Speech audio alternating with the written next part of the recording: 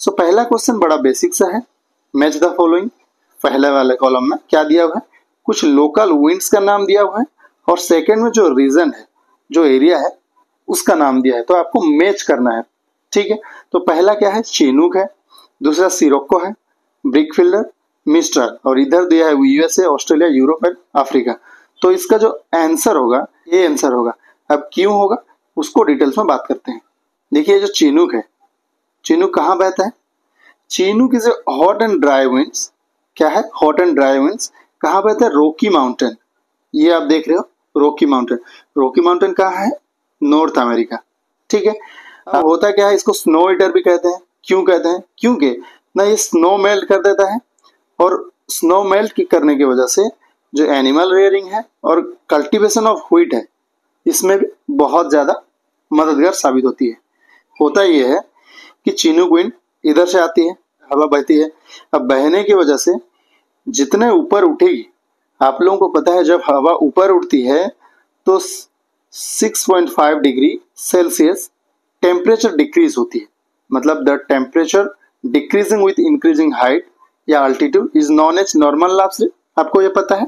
तो normal lapse rate की वजह से जितना हवा ऊपर जाएगी उतना ठंडा होगी और कूल होगी। कूल होने के बाद क्या बनाएगी, यहाँ पे क्लाउड फॉर्मेशन होगा और यहाँ पे बारिश होगा। ये जाहिर सी बात है।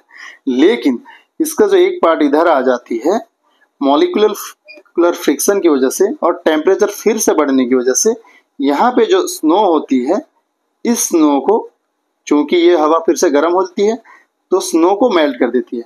अब स्नो को चूंकि मेल्ट कर देती है उसको बोलते हैं, क्या बोलते हैं, स्नो ईटर। और क्या किसमें फायदेमंद होता है, animal rearing and wheat cultivation में फायदा होता है। तो इतना आप लोगों को याद रखना है चिनूक के बारे में। अब दूसरा देखते हैं सिरोक्को। सिरोक्को क्या है, सिरोक्को कहाँ बहती है ना, इटली में बहती है। ये हार्मफुल विंड है। अब सिरोक्को का जो उसको ब्लड रेन कहते हैं।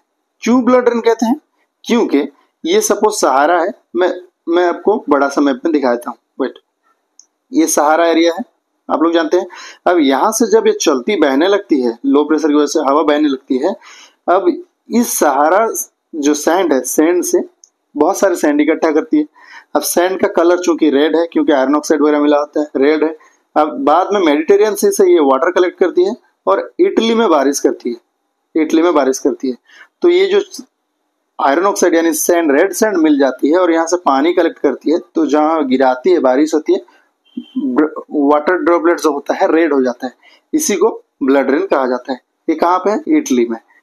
अब कुछ नाम दिया हूँ, चूंकि सारे चीज डिस्कस करना पॉसिबल ही नहीं है तो मैं एक पीडीएफ की तरह दिया हूँ। देखिए चिनूक है, रॉकीज माउंटेन, आपका सिरोक्को है, सहारा टू मेडिटेरियन, बहुत सारे वैसे इंपॉर्टेंट है जैसे कि बोरा है, आपका मिस्ट्राल है। ये सब आप देख लीजिएगा एक बार। ठीक है, कौन सा हॉट विंड, कौन सा कोल्ड विंड। तो ये जो है ब्रिकफिल्डर कहाँ पे है, ऑस्ट्रेलिया में है, पता चल गया। नॉर्थ अमेरिका में चिनूक है, ये पता चल गया। आपका सिरोक्को है यहाँ पे सहारा के पास, ये पता चल गया।